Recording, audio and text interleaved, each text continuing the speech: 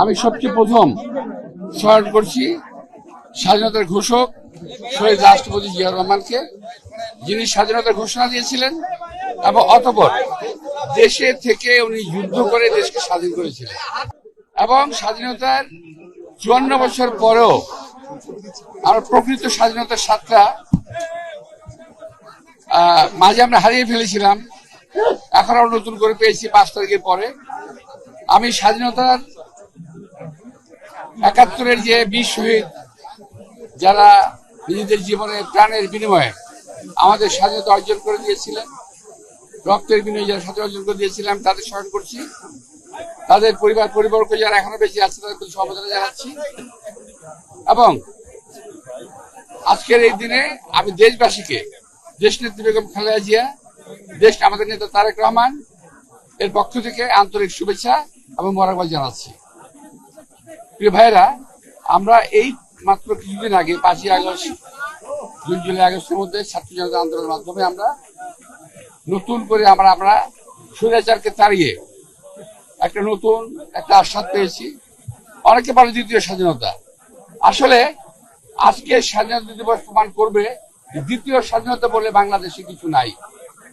যারা বলে তারা আজকে স্বাধীনতা দিবসকে একটু খাটো করতে চায়, অর্থাৎ ৭১-এর স্বাধীনতা তাদের কোনো ভূমিকা ছিল না, সুতরাং এই দিনটা খাটো করতে চায়। আমি বলবো যে তারাই যেন একটু নিবৃত্ত থাকে, এই স্বাধীনতা দিবসে যেন সম্মান জানায় এবং সম্মান করে। তো আজকে এই দিনে আমি আর বেশি কিছু বলবো না। আমরা দেশনেত্রী বেগম খালেদার জন্য আপনার থেকে দোয়া চাইবো এবং এই স্বাধীনতাকে যাতে আমরা ধরে রাখতে পারি,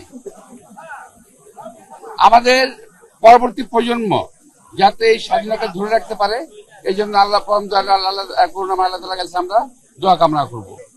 অনৈক্য কিছু নাই, স্বার্থের সংঘাত আছে।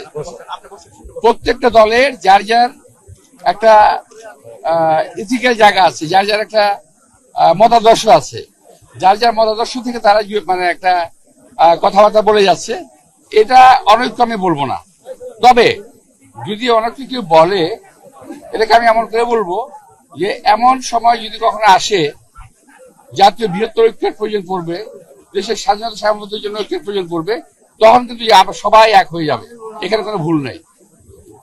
এখন দলীয় আদর্শের ভিত্তিতে হয়তো আমরা আলাদা কথা বলতেছি, বিভিন্ন রকম কথা বলতেছি, হতে পারে, কিন্তু যখন প্রয়োজন আসবে তখন কিন্তু বাংলাদেশের জনগণ এক হয়ে যাবে স্বাধীনতা সার্বভৌমত্বের সাথে।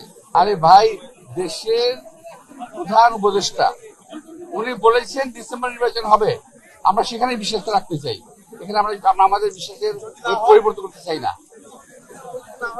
সময় আসুন, দেখা যাবে তখন।